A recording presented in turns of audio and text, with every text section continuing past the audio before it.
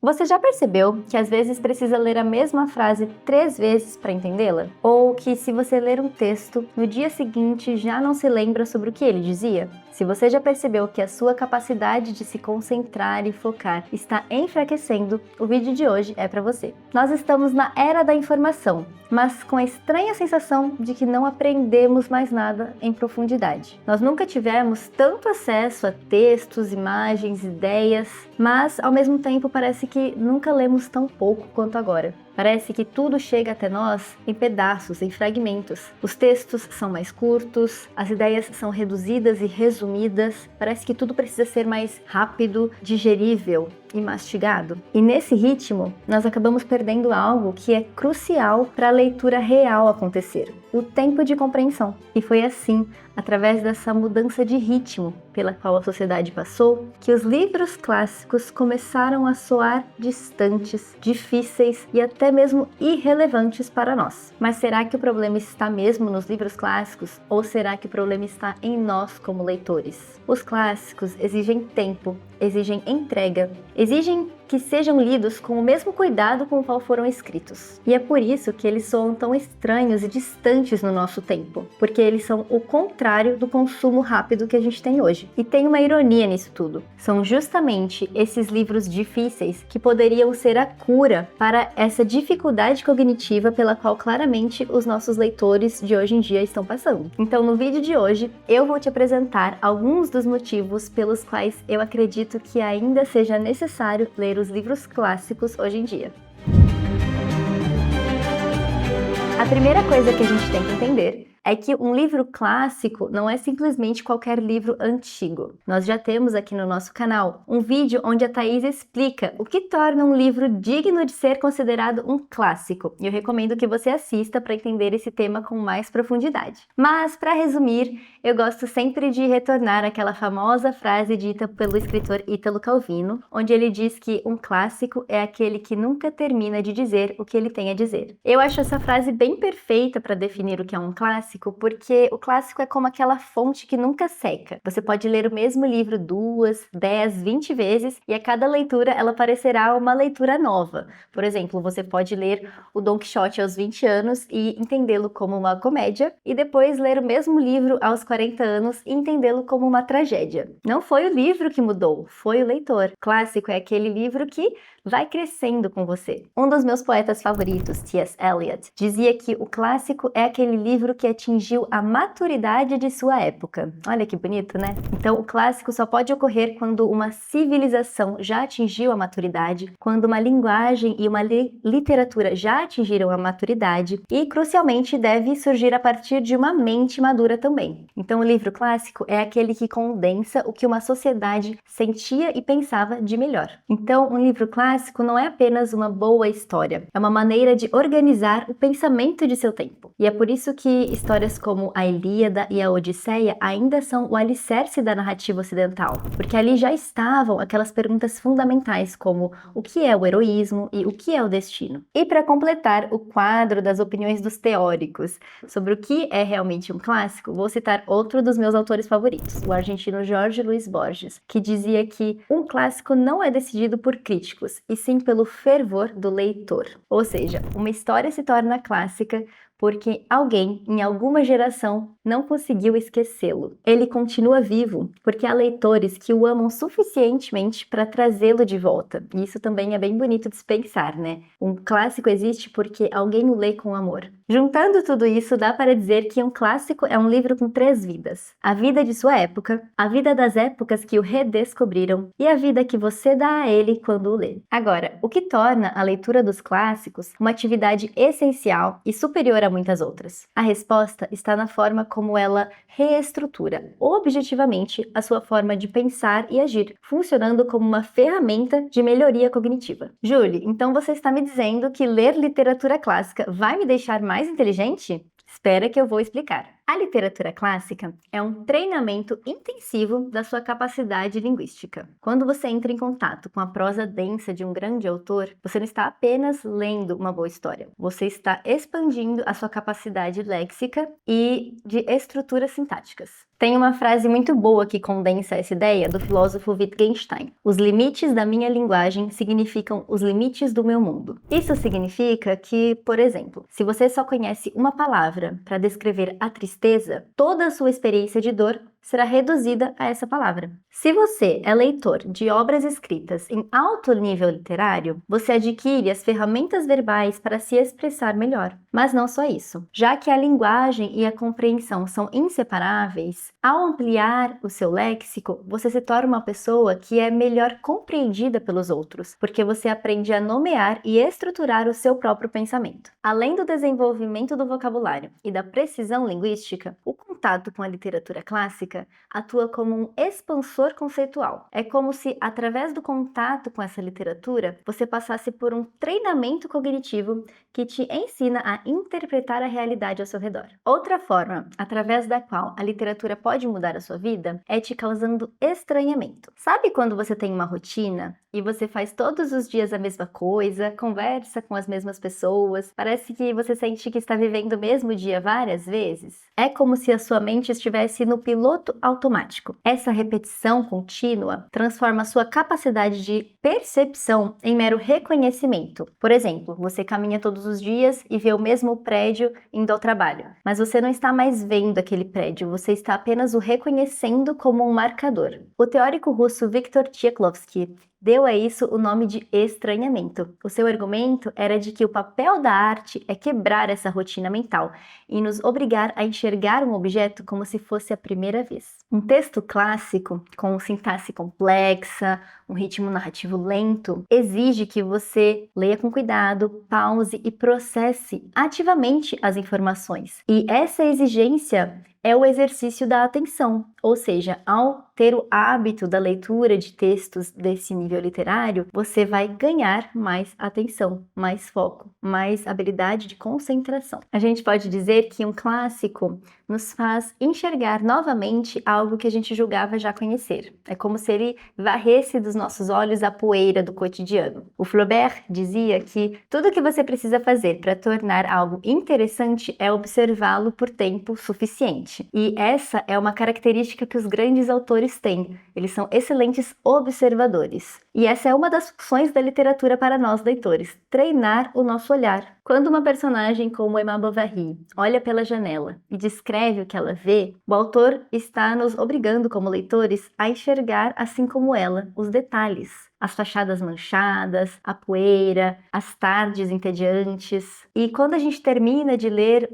um livro que traz esse olhar humano, a gente sente que sai dele um pouco mais atento aos detalhes, às expressões, ao mundo à nossa volta. E quando a gente observa as coisas com cuidado, o mundo se torna interessante novamente. Outro dos meus autores favoritos, C.S. Lewis, dizia que ao ler boa literatura, tornamo-nos 1000 homens e ainda assim continuamos a ser nós mesmos. E essa talvez seja a maior função da literatura, nos entregar a oportunidade de expandir a nossa consciência, porque nós sentimos que nós estamos vivendo 1000 vidas em uma, e nós também não deixamos de ser quem somos, nós não deixamos as nossas opiniões e passamos a ter a opinião dos livros. E isso explica outro ganho da literatura, a capacidade de nos colocar em contato com pensamentos diferentes dos nossos. Veja se não é exatamente assim que acontece. Suponha que você está conversando com uma pessoa que demonstra ter uma opinião da qual você discorda. Geralmente, a nossa primeira reação é tentar defender a nossa posição, né? A gente sente que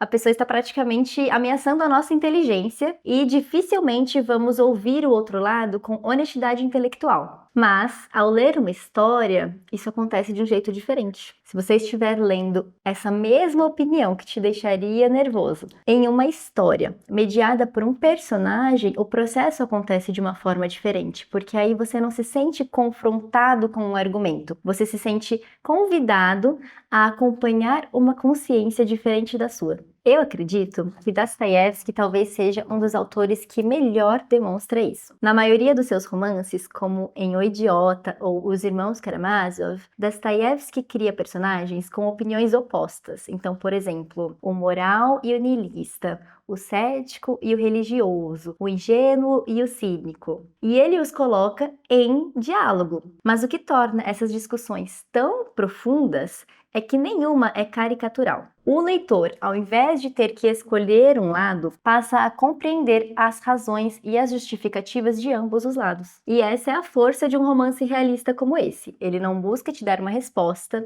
mas te apresentar as posições que existem, com suas contradições, com suas justificativas. Então a gente pode dizer que ler bons romances é um exercício de empatia, porque a gente começa a entender que visões de mundo não são simples construções lógicas, elas se formam a partir de experiências humanas. Ao acompanhar um personagem em uma história, mesmo que ele seja o anti-herói ou o vilão, como o Rogojin aqui em O Idiota, nós passamos a conhecer o contexto emocional e moral que sustenta suas crenças. E, portanto, a gente começa a entender melhor por que ele enxerga o mundo daquele jeito, né, as suas justificativas, e isso amplia a nossa própria capacidade de pensar. Então, a boa literatura não quer nos convencer a mudar de opinião necessariamente, mas ela nos obriga a reconhecer a complexidade de qualquer posição. E essa é, na minha opinião, uma das maiores virtudes da literatura clássica. Ela nos treina para sustentar o pensamento complexo, para enxergar o debate, o conflito entre ideias, sem reduzir o outro, que tem uma opinião diferente, a uma caricatura. E isso necessariamente gera empatia. Isso faz da leitura de obras clássicas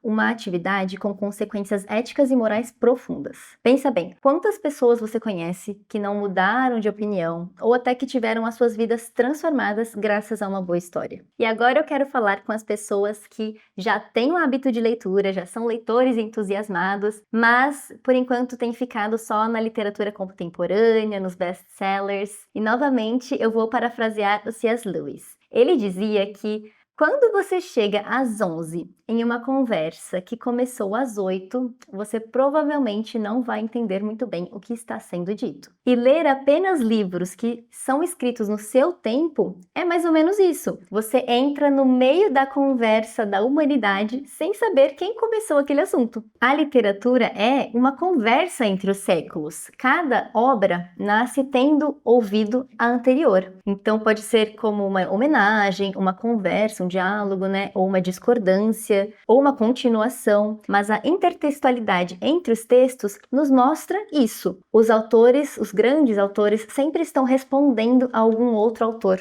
Eles não falam sozinhos. Cada um está, consciente ou inconscientemente, respondendo aos seus antecessores. Um dos exemplos mais claros é a Eneida de Virgílio. Ela é literalmente uma continuação da história contada por Homero. Depois da queda de Troia na Ilíada, Virgílio volta para acompanhar o herói troiano Enéas, que fugiu para procurar uma nova terra e, segundo o mito, se tornaria Roma. Séculos depois, Dante Alighieri escreve a Divina Comédia, onde ele leva o próprio Virgílio pela mão como guia no inferno. E muito tempo depois, já no século XX, o escritor irlandês James Joyce decide que ele também quer participar dessa conversa. Ele recria a Odisseia de Homero a escrever Ulisses, mas agora ele decide que tudo vai acontecer em um único dia e lá na cidade de Dublin. Quando Lewis fala que quem chega às 11 não consegue entender uma conversa que começou às 8, ele está falando justamente disso. Ou seja,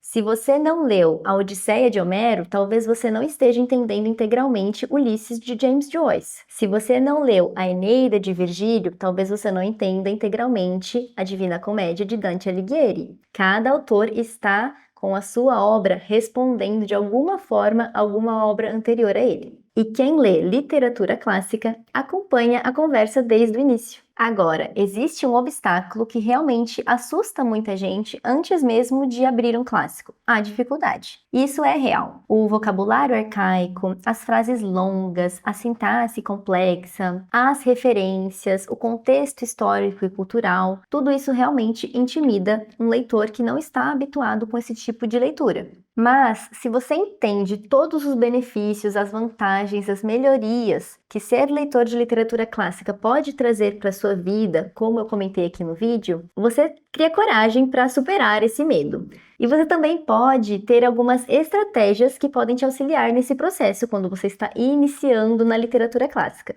E a primeira sugestão que eu dou para você, caso você queira entrar nesse mundo, é que você precisa tentar escolher o clássico certo para iniciar. Não escolha um clássico por obrigação, por um sentimento de obrigação, porque você leu aquele título numa lista de clássicos obrigatórios que você tem que ler antes de morrer. Não. Tenta encontrar alguma história que converse com algo que você está vivendo agora ou algo que você já viveu. Tente começar por um clássico que te interesse de verdade, tá? E, ao mesmo tempo, caso você comece a ler um livro e não se interesse, né? Passou ali da página 50 e ainda não conseguiu engrenar na história, não tem problema fechar aquele livro, deixá-lo no cantinho e tentar começar outro. Tá? Porque principalmente quando você está começando na leitura clássica, o mais importante é não desanimar. Então, vamos procurar sim primeiro um livro que você realmente goste, porque quando você tem uma conexão emocional com a leitura, com a história, é a partir daí que ela vai se tornar uma experiência que vai te agregar algo, vai enriquecer a sua vida. Outro ponto importante: entenda, antes mesmo de começar, que quando você for ler uma obra clássica, você a entenderá melhor se você a estudá-la. Então, investigue o livro, pesquise sobre o livro, pesquise o contexto histórico de quando ele foi escrito, pesquise sobre a vida do autor. Isso traz muitas respostas que vão te ajudar a entender mesmo aquela história, porque você passa a entender o ponto de vista, né, do contexto que o autor vivia ou do contexto que o autor quis retratar. E quando você tiver essa compreensão feita pela pesquisa, a sua leitura vai atingir um nível mais profundo. Uma boa estratégia para te ajudar com isso é escolher edições comentadas, como as que a gente tem no Clube de Literatura Clássica. Essas edições possuem notas de rodapé muito relevantes que vão te ajudar a decifrar principalmente aqueles textos mais complexos, ou vão te explicar alguma referência que o autor fez e que você desconhece. Esse tipo de explicação adicionada ao texto não tira a magia do texto, tá? Ela, pelo contrário, tem o intuito de ajudar, auxiliar o leitor. Outra sugestão que eu gostaria de dar é que você comece lendo obras mais curtas, porque pegar um calhamaço desse tamanho pode ser mesmo intimidante. Então você pode escolher livros mais curtos. No Clube de Literatura Clássica, cada edição acompanha um livreto que tem algum tipo de conexão com a obra. Então, muitas vezes, são livros escritos pelo mesmo autor. Por exemplo, a edição de O Idiota veio com o livreto Noites Brancas. Os dois são livros de Dostoiévski. Talvez eu recomendaria que você comece por este, porque ele é muito mais curto. E aí você conseguiria identificar se você gosta do estilo do autor, afinal nós não somos obrigados a gostar de todos os autores, não é mesmo? Então começar por um livro mais curto, uma novela, um conto, pode ser fundamental para que você entenda também o seu próprio gosto e busque a partir daí outros livros do mesmo autor. Ler literatura clássica é como entrar em uma conversa que iniciou muito antes de você e que vai continuar depois que você for embora. E ela nos dá a oportunidade de, digamos assim, sentar à mesa com grandes nomes que viveram há séculos, como Shakespeare, Machado de Assis, Jane Austen, Edgar Allan Poe, Dostoiévski, e descobrir os pensamentos deles, as opiniões, descobrir como eles contavam sobre as suas próprias épocas, descobrir também que vocês podem discordar e concordar em algumas coisas. E participar desse diálogo com algumas das mentes mais brilhantes que já existiram é um ato transformador. E agora eu quero que você me conte. Existe algum clássico que você sempre quis ler, mas está adiando porque acha que vai ser difícil demais? Escreve aí nos comentários que eu vou adorar saber. Boa leitura e até o próximo vídeo!